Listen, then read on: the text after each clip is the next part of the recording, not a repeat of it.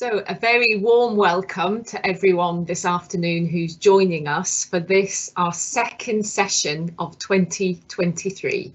And would you believe it's our 75th session since we began? So I'm Ruth Glassborough, your QI Connect chair for today.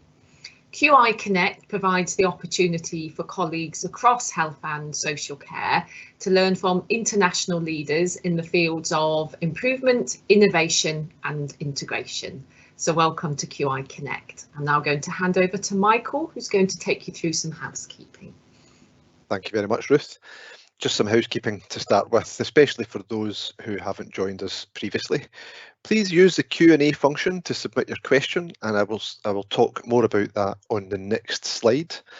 The session today is being recorded, and by taking part, we have your consent for this. In the event of any technical issues at our end, please bear with us, and we'll work to bring the session back at the earliest opportunity. A recording of today's session and the resources identified will be made available following our session today. So for the Q&A, you will see that you have a Q&A button at the top right hand side of your screen. Please use this to submit your questions, and these will need to be moderated. The backroom team just do some checks to make sure that there's no duplication or triplication of questions and themes. So it may take a minute or two for your question to show up. And when you see a question that you like, please give it a thumbs up to upvote it, and that helps Ruth, our chair, identify the most popular questions to pose to our speakers today. Thank you. Thanks, Ruth. Thank you, Michael. So last year we had approximately 3,500 participants join our sessions from 27 different countries. And since QI Connect started, we've had engagement from approximately 1,300 organisations, including 89 universities and colleges. And I know I say this every time, but that is because I think it's important to acknowledge the team who so competently work behind the scenes to deliver this session for you. So thank you to every one of them. They all play a vital role. And that includes our NHS Scotland National Video Conferencing Service, who continue to provide us excellent technical support for this QI Connect webinar. Please do also remember to tweet as you learn and use the QI Connect hashtag, and to also tag in our account at @HisQI Connect. And if you're not already following us, then do give us a follow as well. So I am delighted this afternoon to introduce 3 guest speakers today who are sharing with us the lessons on building a continuous improvement culture in the NHS. We're in for a real treat this afternoon, as between them they bring a phenomenal amount of experience and knowledge around the application of improvement in healthcare. So Dr. Nicola Burgess is a reader in operations management at Warwick Business School, and she led the evaluation we're about to hear about. Alongside being her work around lean implementation in healthcare, her main research interests include service improvement, patient safety, organisational learning, and the knowledge brokerage role of middle-level managers in healthcare. Wouldn't you love to have dinner with her? Such fascinating and relevant research topics. She's joined by Dr. Bryan Jones, who's a Senior Improvement Fellow at the Health Foundation. Having started his career working in Westminster for a member of the House of Commons Health Select Committee, he then went on to work in a number of cancer charities in policy and campaigning roles before moving to the Health Foundation in 2013. And they are both joined by Sue Jenkins, who is the Director of Kaizen at Surrey and Sussex Healthcare NHS Trust. She has a wealth of experience in both operational and strategic management across the NHS, and along with her Masters in Health Service Improvement, she's also a certified lean leader with Virginia Mason. So with no further ado, I am handing over, I think, to Bryan to kick us off. Bryan, over to you. Thank you, Ruth, for that very generous introduction. And thank you on behalf of Nicola, Sue and me for the opportunity to share the lessons from the evaluation of the NHS Partnership with VMI. I think it contains a huge amount of learning on how to build a culture of continuous improvement, which I think is relevant not just to each health system across the UK, but to international health systems too. So we're grateful for the opportunity to present to such a large and varied audience today. So could I have the next slide, please? So just in terms of what we're going to talk about today, we've divided our presentation into 4 parts. I'll begin with some background on the NHS-VMI partnership and the evaluation.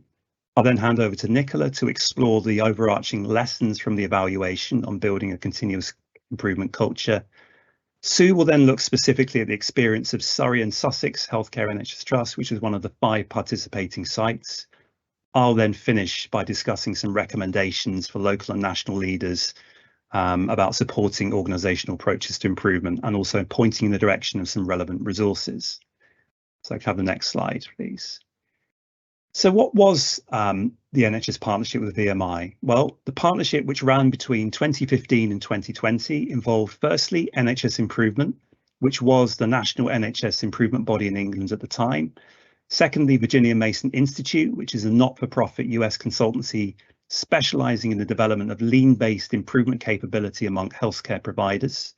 And thirdly, 5 acute care focused NHS hospital trusts in England that were selected through a competitive process, which I think involved originally over 60 trusts. So one of the partnership's core aims was to develop a culture of continuous improvement across the 5 trusts. And that's what we're going to be focusing our presentation on today.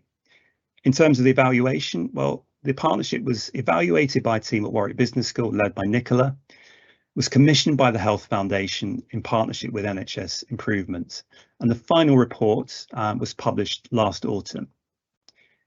So I think it's fair to say that the evaluation is a really strong example of effective collaboration both between the participating trusts, the evaluators and the commissioners, with a view to developing some really relevant, actionable learning for healthcare organisations in the process of designing, implementing, embedding an organisation-wide approach to improvement. And I think the fact that 3 of us are here today to talk about our work together is testimony to what I think is the strength of that collaboration. So now over to Nicola to talk about the core lessons from the evaluation. Thank you, Brian. Next slide, please. So it's my job to talk about the lessons from the evaluation, and I just want to point out that the evaluation has a dual aim. So on the one hand, we were tasked with capturing the impact and the outcomes of the partnership between the NHS and Virginia Mason Institute. And on the other, we were focused on what can we learn? So how can we derive lessons from this partnership experience to help other healthcare leaders lead improvement within their complex organisations and across the wider system. So in this presentation over the next few slides, I'm going to touch on some of the impact and outcomes very lightly, but I'm going to spend a bit more time talking about some of the lessons. Okay, so we start, sorry, just to go back to that slide, we'll just start with the first question, which is, the most important question: what does success look like? And we were keen to understand different perspectives of what success looked like. So next slide, please. We were quite surprised when we asked this question of the stakeholders for the partnership. So the NHS Improvement, as Brian talked about at the beginning, were partners. Their belief was that this partnership was very much about building capability. So when we asked them, well, what does success look like? In all honesty, we expected them to be very specific about what they hoped to achieve. But instead, they told us that this was about developing capability so that these organisations had sufficient capacity within their organisation to continue the journey themselves after the 5-year partnership concludes. The NHS Trust Chief Executives were very similar in the way that they cast their expectations of what was success. And they said, well, we had a long debate about this. We talked about it a lot. but we all agree that what we hope to see are improvements across 3 areas, which were quality of care, staff morale and financial position. But we are not going to say that you have to be at a certain point by the end of the partnership. And that was really quite surprising for us, and I'm sure if you work in the NHS, it's probably quite surprising to you as well, that there wasn't a whole bunch of metrics set for this partnership. Next slide, please. Now, I've included this quote. So this is from a perspective of one of the improvement facilitators within the organisation, and I really love it because of the way that it really captures what success looks like. So what this improvement facilitator told me was, well, at the end of the partnership, if NHS leaders want to say, well, we're going to scrap it, we don't want to do it anymore, well, you can't, because actually it's like someone's chopped up some anchovies, stuck it right into the sauce, and you can't pull it out. It's part of the fabric, it's part of culture, and this is the way we do things. So it's a really beautiful way of looking at it. Next slide, please.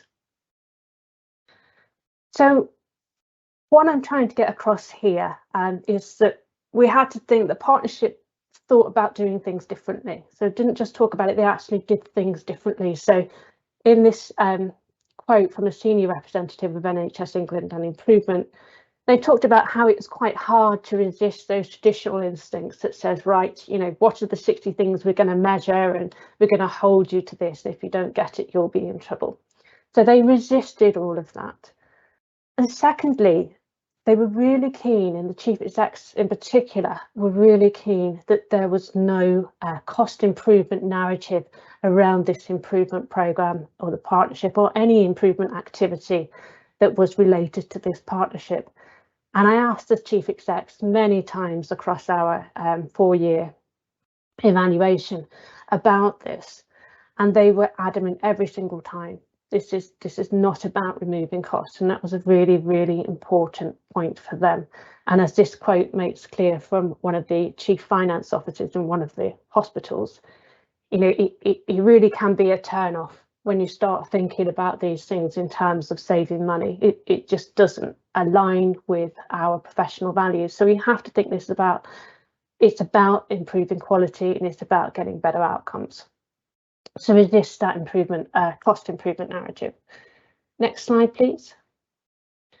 And so this is the final slide that I want to show you, just to sort of emphasize how this partnership really was different.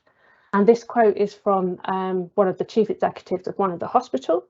And he's talking about the relationship between the 5 hospitals, and in particular about the relationship between the chief executives of these 5 hospitals and members of the healthcare regulator, and how important having a different relationship is. So to read the quote to you, he said, "It's never happened before in the English system. Regulators are usually regulators. They're usually telling you you're not doing something very well. But this partnership was different. It felt different. And that was in terms of how we were allowed to create the space to learn from one another and to develop, even when things aren't going so well." And that was really important. So we're hinting at creating a psychologically safe space here. And we talk about this in much more detail in one of our publications, and you can see the details there on the slide. Next slide, please.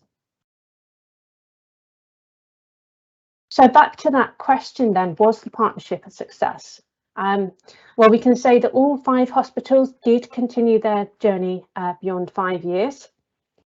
We can also say that all 5 hospitals made extensive use of lean capabilities during the global pandemic. So that was really fantastic to see.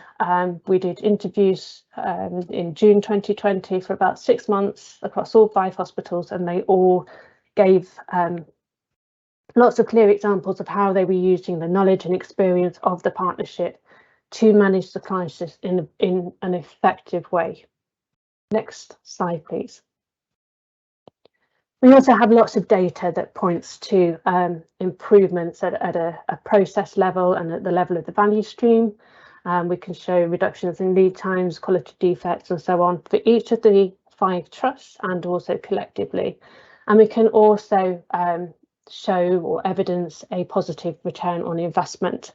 But please do look at the larger evaluation report for more detail on those, because I'd like to focus now on the lessons.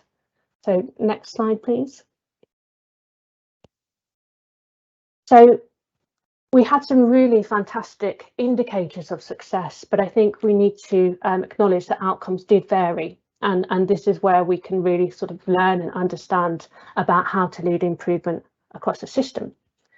So outcomes varied specifically in terms of the level of traction among doctors and nurses and managers, and senior leaders varied greatly, as did performance outcomes, and the pace of change. Next slide, please. So one explanation we have for this is to do with cultural readiness. And 3 of the 5 organisations had conducted cultural work in the years prior to the NHS-VMI partnership. And what we mean by cultural work is that they engaged in planned and deliberate efforts to establish and maintain a shared set of values, organisational values, that all members could align to. Now, what this graphic on this slide, which is courtesy of sketchnote artist Nemawashi, really captures what we were trying to explain in terms of cultural work. At the top, you can see 2 sort of men tilling the soil, which is something I know Sue will pick up on as well. So preparing the ground so that the improvement approach and the methods can embed within the organisation and take root and grow. It's a really important part of an effective improvement programme. We use the metaphor of a receptive context being like seasoned firewood. And this is perhaps best explained if you've ever tried to light a fire with damp firewood, and you can keep going at it, and eventually you'll get a spark and you think, okay, maybe this is going to take hold, but it never does. It tends to stay localized, it doesn't catch, it doesn't spread, it doesn't have the energy, and it will fade. And so when you have seasoned firewood, it lights much more easily. Okay? It spreads easily, and it has energy and fuel, and will keep burning and sustain. So you get a much faster impact, and obviously a more sustaining impact as well. Next slide, please. And so the learning here is that organisations should pay attention to establishing shared values, okay? Making those shared values visible, make them unambiguous, communicate them regularly and constantly, so they're always the same, so keep them simple. And most importantly, they should be aligned to professional values. And you can read more about this in a recent blog that we did, and the details are on the PowerPoint there, along with a QR code. And I think we've also got details on the final slide of today's session as well, so you can look into that in more detail. Next slide, please. Okay, so another lesson that was very evident from the evaluation was the importance of relationships. So what we found was that relationships often, I think many of us that have been involved in improvement understand that relationships are important. But actually what we found is that they are actually a prerequisite for improvement success. And we were able to evidence that through the comparison of the 5 trusts and using various methods, including interviews, but social network analysis in particular was able to show this or the importance of relationships very, very clearly. So next slide, please. Okay, so what you're looking at there is a social network graph for Surrey and Sussex healthcare. And what we were interested in was understanding how employees who had completed the Lean for Leaders training, so they had technical expertise in Lean and improvement methods, how they were taking that back to their place of work, how they were sharing that knowledge with others, and how they were collaborating for improvement. And so what you can see in this picture, this diagram, is the red circles represent people with technical skills. They've completed the Lean for Leaders training. while the blue squares represent collaborators. So these are people that we know, they talk to you on a regular basis. What this social network graph shows is a very high degree of connectivity. Everyone is talking to each other. Okay, so there's these relationships which are demonstrated by the arrows are reciprocal relationships. Okay, there's a high degree of collaboration taking place within this organisation, and we could see that through this graph. And that's associated with a high capacity to facilitate knowledge exchange and learning. So this organisation was rated outstanding in 2019. If we go to the next slide, this is a network graph again for a different hospital, which we'll call Hospital B, and they went into special measures in 2019.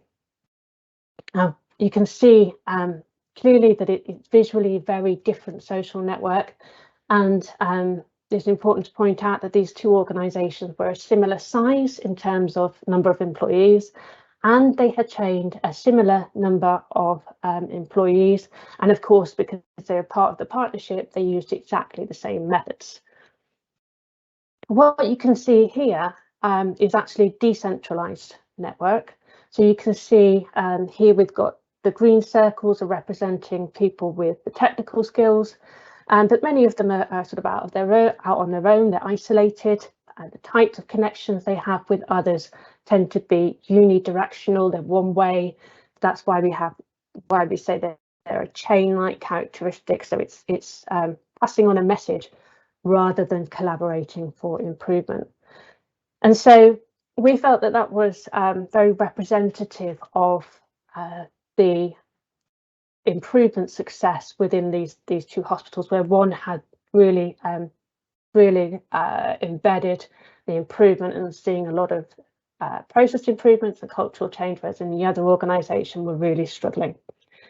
Next slide, please.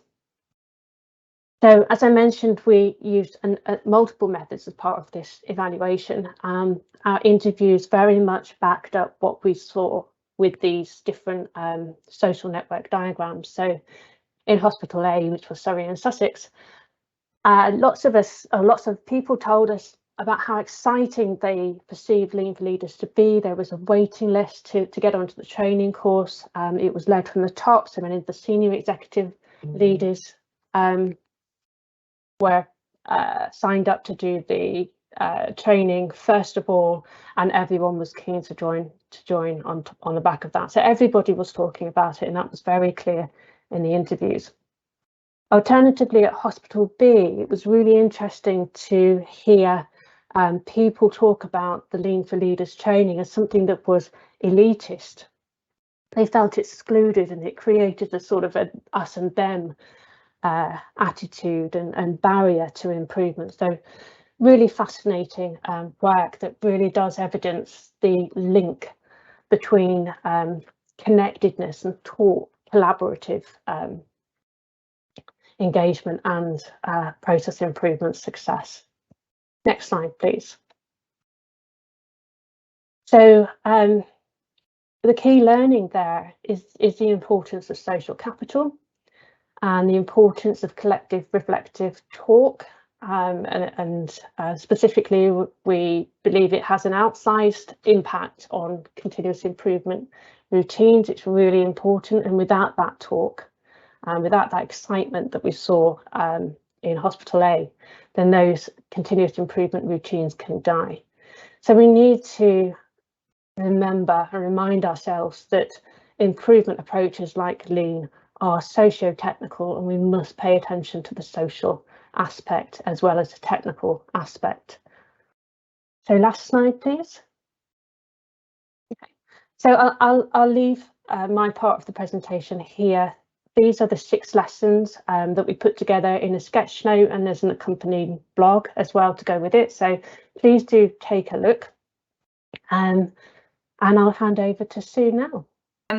Afternoon, everybody. I'm Sue Jenkins, and I want to share with you the journey, our improvement journey at Surrey and Sussex Healthcare over the partnership, but actually starting a little bit before that and recognising that this work can't be a quick fix. It's not a sprint, but it's a marathon, and it goes on over time and duration. So back in 2010, we were officially the worst performing trust on every single quality indicator in England, whether that was clinical, performance, access, finance. We had a £52 million loan, which was the worst which was the highest the NHS had seen at that point. It pales into significance in today's finances, but at that point, we weren't in a good place. And in 2010-11, we were subject to 11 clinical quality reviews, which meant that about every 6 weeks, our next regulator or college or helper would come into the organisation, review what was going on, and then 6 weeks later would leave us with a plan of action, which would coincide with the arrival of our next reviewers who would come into the organisation. So it was a hugely challenging time where we were clear that we needed to do some improvement work, and others were very clear that we needed to do some improvement work and weren't afraid to tell us.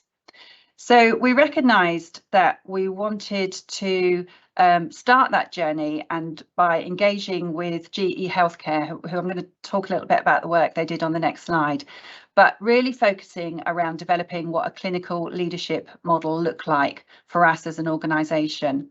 And Nicola referred to that as cultural work, and it was a really important step in our process for us as an organisation. So we did that work for a couple of years, and in 2014, under the new regime of CQC regulation, we were rated good.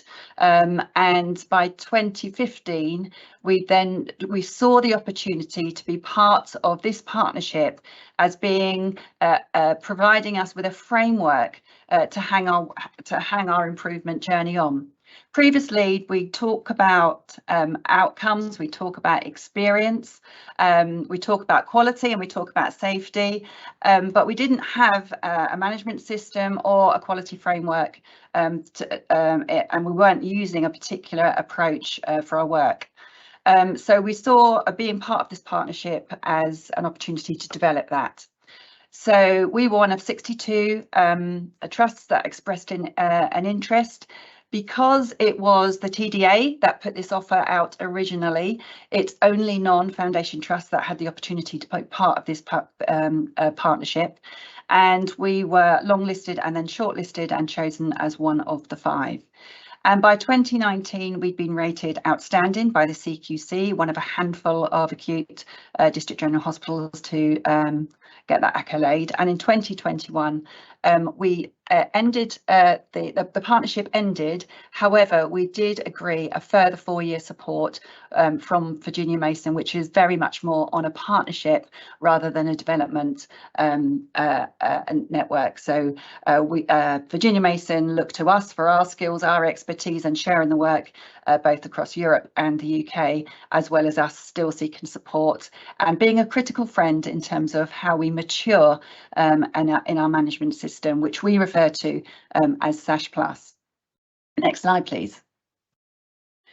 So Nicola talked about tilling the soil, or Nemawashi. We've learnt a new language over the last 7.5 years, and we're sometimes criticised for that, but actually it's the real marker of success across our organisation in terms of those organisations, those teams that are using the Japanese terminology. So we use the term Nemawashi, Gemba, kaizen, huddles, production boards. We use all of that lean language, and we see it as a marker of success in terms of those teams that are really, really well engaged. So our Nemawashi took place between 2012 and 2014, where we worked with GE to really focusing on defining what clinical leadership looked like.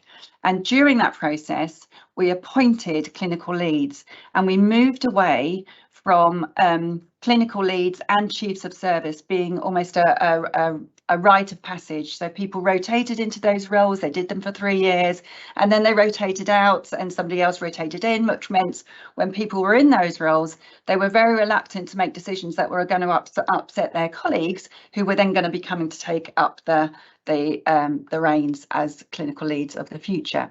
So we moved to an appointment process of clinical leads. So each of our specialties has a clinical lead, and those clinical leads are managed by our clinical chiefs of service. So we have a divisional structure, so 4 divisions, 4 clinical divisions, each who has a chief of service. And those chiefs of service are a core part of our executive team. They meet as part of our executive team every week. They're part of our strategy development, our problem discussions, our how do we make the finances balance discussions, just the everyday conversations that we have as an executive team. The chiefs are part of that process, and that's been hugely beneficial in having a really robust and transparent clinical voice at the most senior decision-making level of the organisation. We also did a piece of work where we developed the values of the organisation with our staff. We did this back in 2012, and we developed 4 values which are still, we review on an annual basis, but are still well embedded in the organisation. Staff recognise our values, they're referred to in work that they do on a day-to-day basis. They're indicated on our strategy on a page. When our chief executive does her blog on a weekly basis, at least one of the values is referred to. So they're really transparent, really alive, really embedded in the organisation, and that's been hugely beneficial for us to hang this improvement work on and be a reference point too.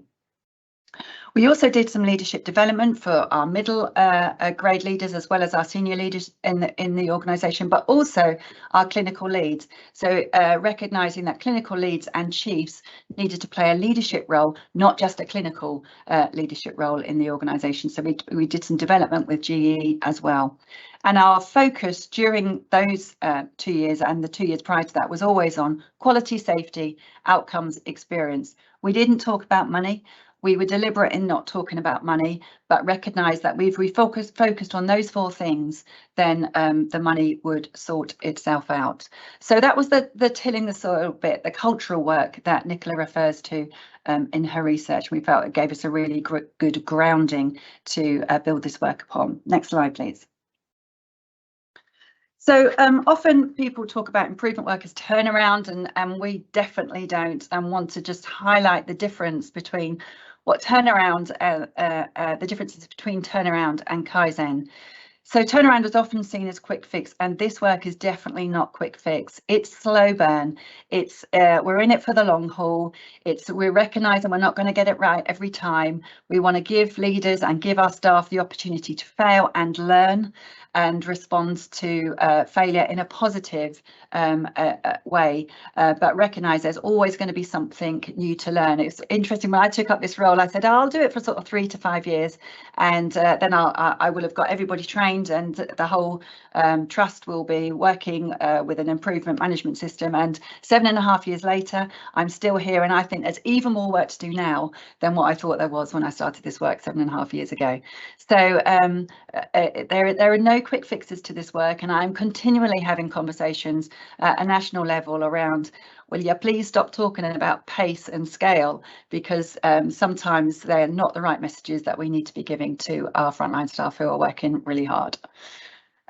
We've tried to shift, and it's an ongoing challenge from leaders knowing the solutions to leaders finding out what they don't know and being comfortable in that.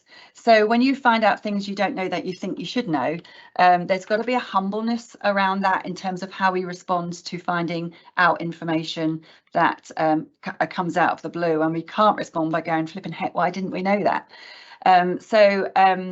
It takes a slightly different approach to how we lead the organisation, and being very conscious of taking a different approach to previously. We've also moved away from having a fixed plan of action that says this is our 5-year plan, we won't deviate from it and we're going to stick to it, to having a really flexible plan that responds to issues identified by staff. So although some of our work is driven by the executive team and our strategic priorities, a lot of our work comes from staff who says, we've got a problem with this, is this something you can help us with? Or we think that this needs a rapid process improvement workshop or some kaizen work to help us get around it, how can you support us? And so we have a very flexible plan which means staff have a voice in both raising issues and identifying priorities from themselves. We've tried to shift from being a top-down organisation to a bottom-up organisation where leaders go to the Gemba, the place where the work's done, they go see, they ask why, they show respect and talk to staff about what their workarounds are, what would they do differently tomorrow that they are not doing today if they had the opportunity to do that, which means leaders need to shift from being problem solvers to problem framers. And that's really challenging. I've spent 40 years working in the NHS, and my career progression in the early years was certainly predicated on the fact that I was a good problem solver. And so I've had to learn to not be a problem solver and zip it and become a problem framer, and therefore encourage and try and embed that culture of continuous improvement where staff feel they have a voice and it's there and they've got a sense of responsibility and ownership of solving the problems for themselves. Information being generated and held centrally. We've tried to shift to information being generated and used locally to support improvement, and we do that in very basic ways with dots on charts and 5-bar gate charts to show the frequency of defects that particular teams might want to capture, and not basing it all on central reports that we get pop up on our emails on a regular basis. And we've absolutely shifted the focus from just on the targets and to patients and staff. So we're here for patients, we're here for nobody else. And in order to deliver the best care for patients, we need to cherish and nourish our staff in an improvement approach. I've just come literally from a planning meeting from a rapid process improvement workshop where the sponsor for the event was asked to set a challenge for how long it should take to turn around radiology requests for inpatients. And she said, oh, I'm not sure, I think I should speak to the radiographers about that. And I said, what would you think if it was a patient? And she went, oh, well, I think it should be 2 hours. It's currently 11 hours. She said, oh, I think it should be 2 hours. And so I said, that's your target then. Think about it from the patient's perspective. And we're continuously having those conversations to say, is this good enough if you were the patient, and what would you want as a patient? Next slide, please. So our behaviours as both a board and an executive team have had to change. So as Nicola said, we all of the executive team and some of our non-execs as well have done the training alongside other staff. We haven't developed bespoke training sessions for our most senior leaders. We've done the training alongside other staff, and that's been a hugely rich and powerful and humble approach. And our chief of cancer and diagnostics said it was quite scary having his work marked and learning alongside, band 4 team leaders or supervisors who were getting better results when they had their work marked than he was. So he describes it as a really humbling experience. We've tried to focus totally on waste reduction, not cost reduction, and it goes back to Nicola's point around, if we talk to staff around reducing costs, what they hear is, you're asking me to work harder, not smarter, and you're asking me to see more patients with what we've got, and it doesn't land particularly well.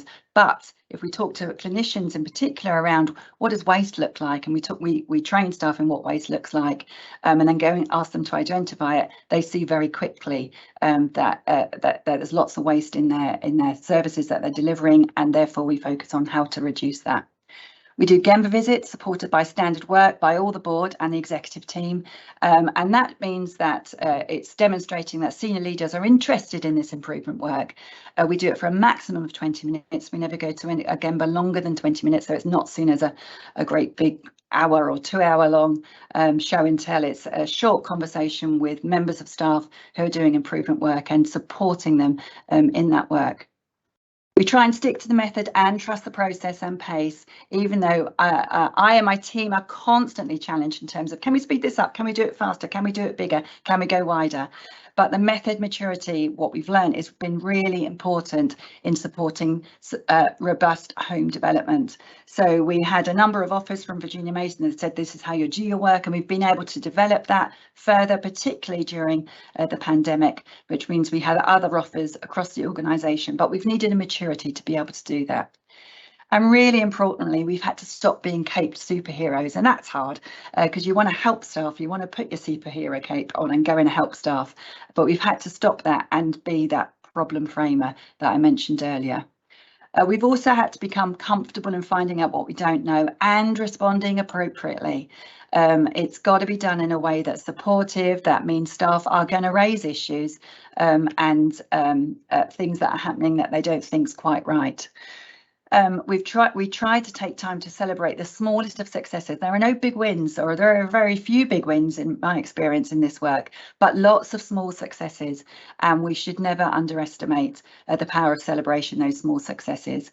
And we've tried to make our strategy really simple, really visible. It's on one page, it's across the whole organisation, and it gives teams, local teams and services, an opportunity to identify how they can contribute to our strategic vision for the trust. Next slide, please. So going back to the social network analysis, which we found fascinating. We weren't quite sure what we were signing up for when we did this part of the research, but seeing the outcome of that and seeing what that meant for us as an organisation, we felt we were more connected, but this sort of demonstrates it for us. But also the two quotes here. So from a Special Measures Trust, which would certainly have been us back in 2010, it said that the consultants here, they rule the place, versus chief exec from our previous chief exec, who says, I'm not in charge anymore, the clinicians are. So we've tried to see that as a success of our clinical leadership development work that we did nearly 10 years as well. So the clinicians have a real powerful and rich voice in the organisation. We want it to stay like that as well. Next slide, please.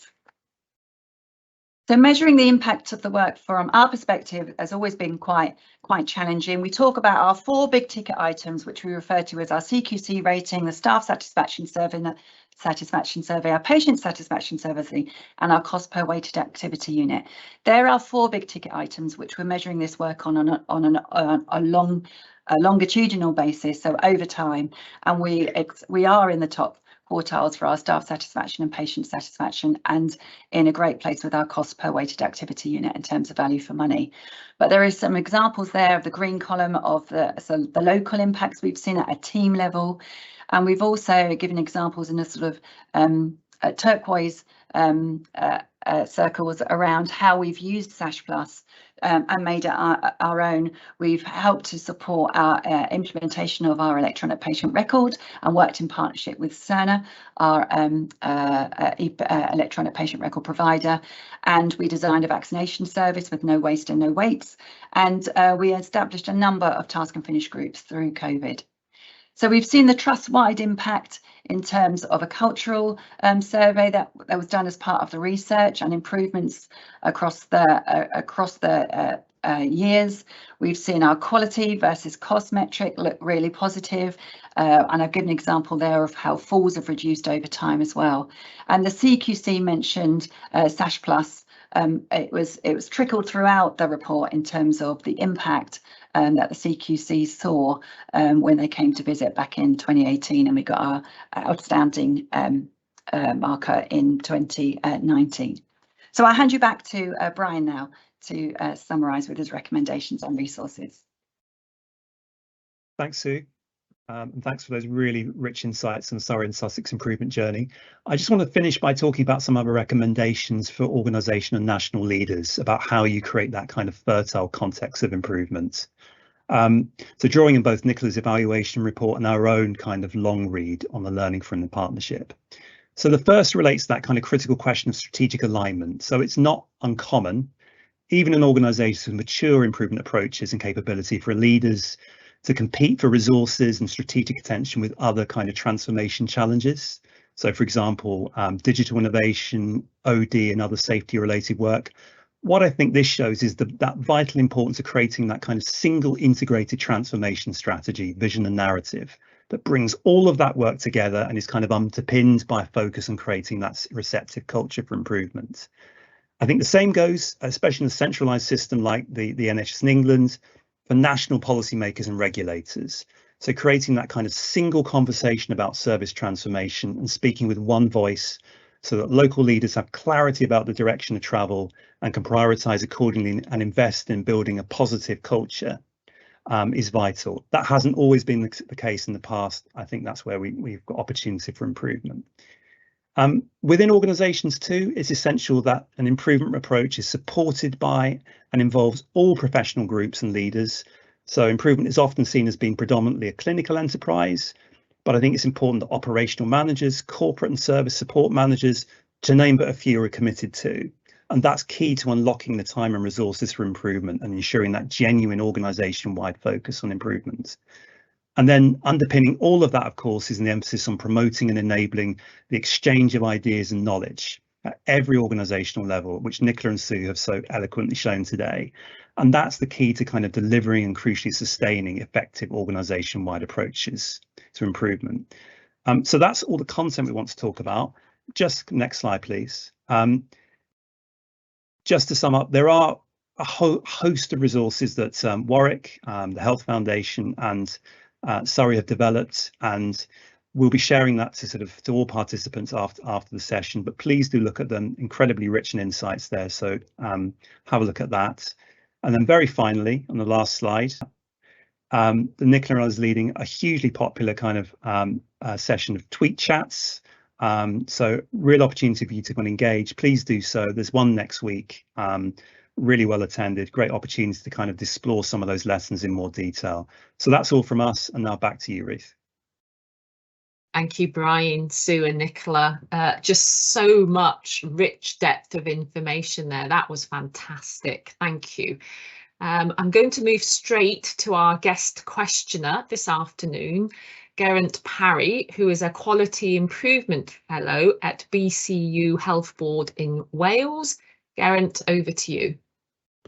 Thank you, Ruth. So, yeah, I mean, we talk a lot about culture and behaviours in some of our improvement work, and I'm just conscious, Nicola, you talked about the cultural readiness and the seasoned firewood, etc. So my question is, what's the balance between laying the foundations culturally for improvement to be successful versus developing continuous improvement capability as a means of changing the culture, and how you get that balance right?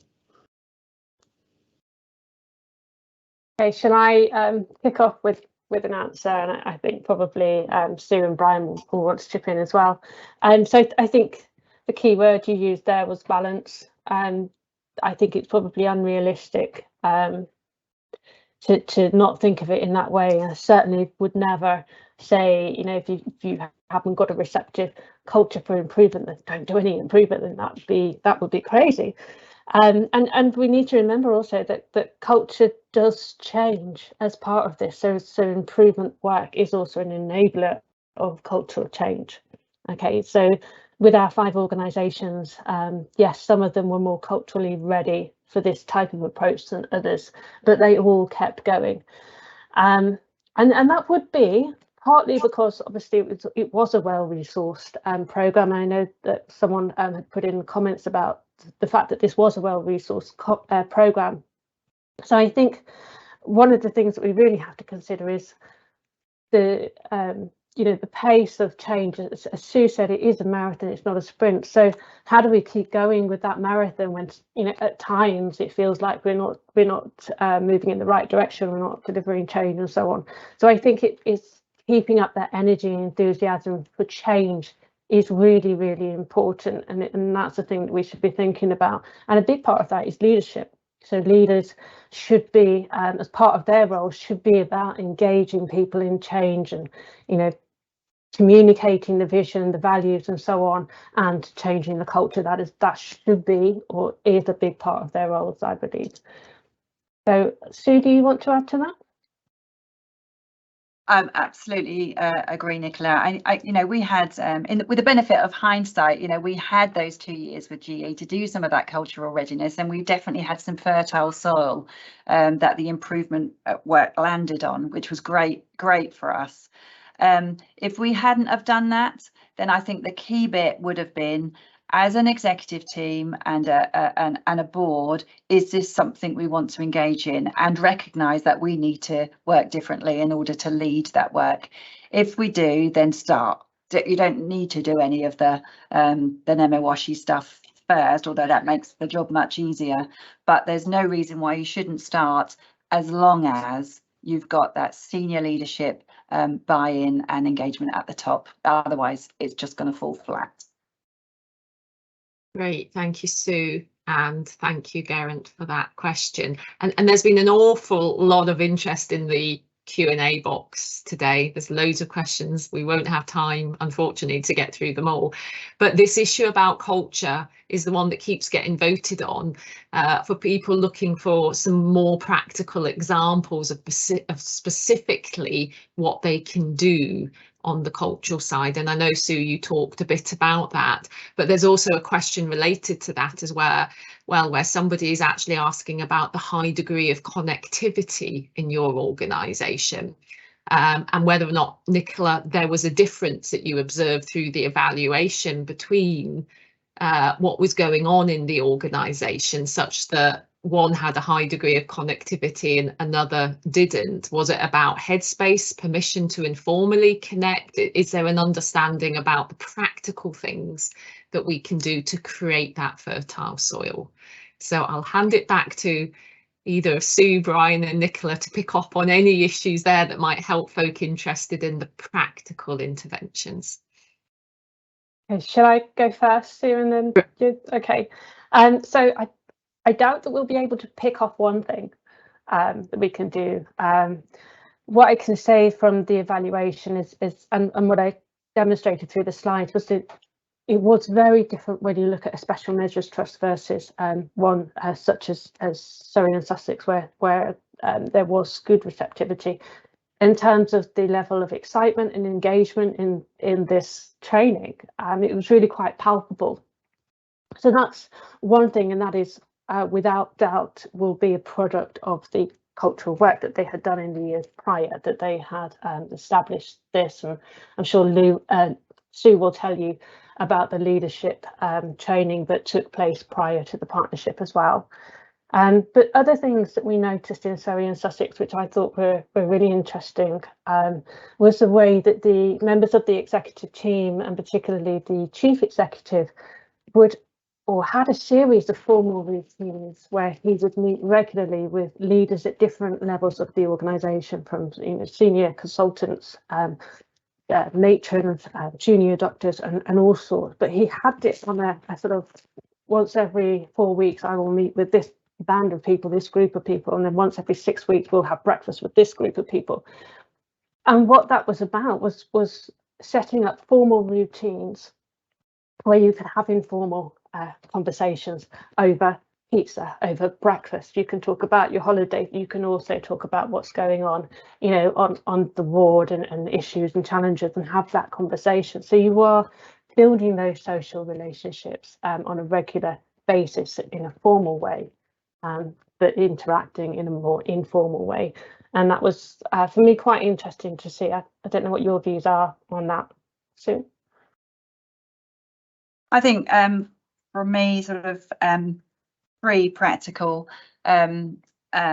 recommendations. Firstly, if you're going to start anywhere, start with values in the organisation, and use your staff to develop those values, which need to become meaningful, which need to become tangible, which need to be referenced at all levels of the organisation, in meetings, in communications.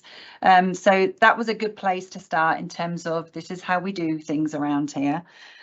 Secondly, senior leaders not only signing up to this work, but doing the training alongside regular staff. So we run a Lean for Leaders programme. A leader could be a supervisor for receptionists, or in medical records, or a matron, or a therapy team leader, or HRBP or a management accountant. There could be leaders at all different levels of the organisation, and them training together in cohorts of about 25 to 30 people meant relationships were built at all different levels of the organisation across all different professions. We never train people like that normally, and it included our executive team, and that was really powerful in terms of, we didn't realise it at the time, we never thought Lean for Leaders was going to have the impact that it did, but it probably had more impact around some of the improvement work than the value stream work that we did, which was more centrally driven.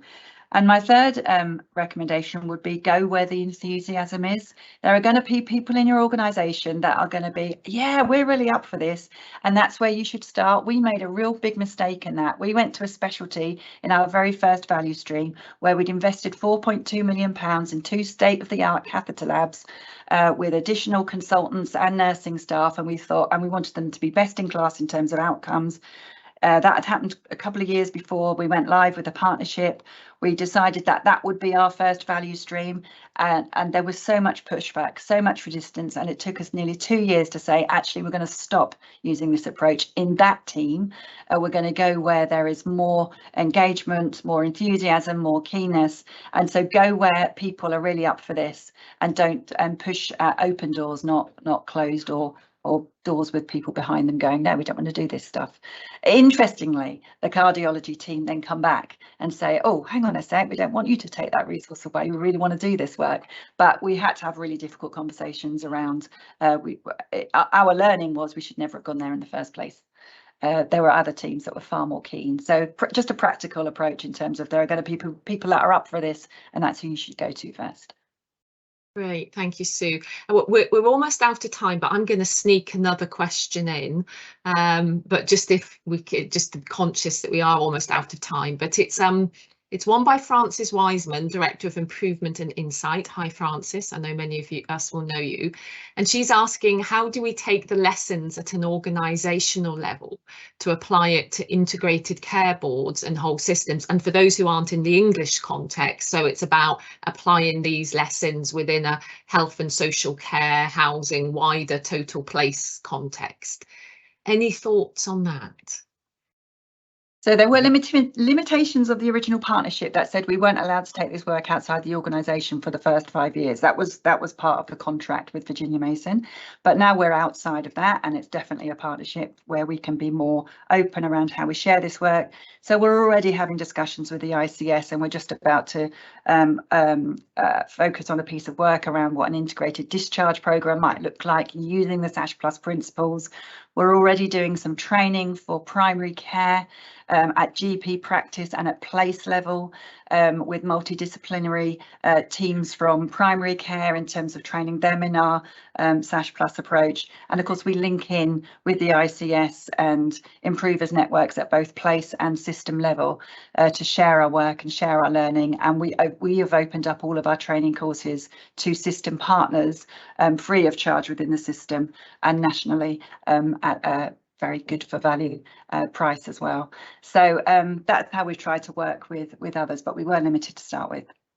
Right. And so just to check, because presumably we're saying that in the organisational level, you need the exec team buy-in. So similarly, when you're working at a system level, whatever that looks like in your country, you need your system leaders buy-in. Yeah, and our chair's been to see us. He's been to an open day. He's seen the work that we're doing. So yeah, so the ICB is where we need to focus those relationship developments as well.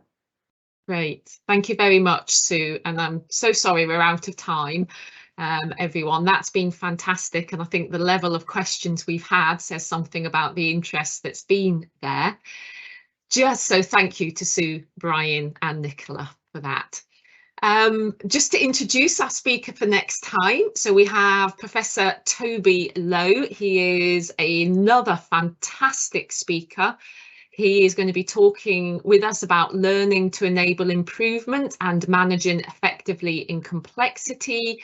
He's an individual who can make even the most complex ideas simple and accessible. So highly recommend joining us next time to hear from Toby.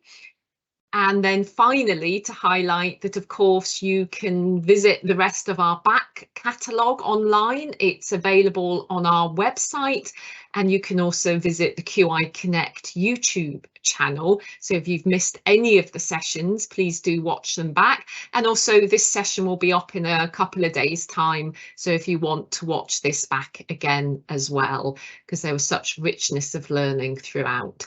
So thank you everyone for joining, and we look forward to seeing you all hopefully next time in March. Thank you all.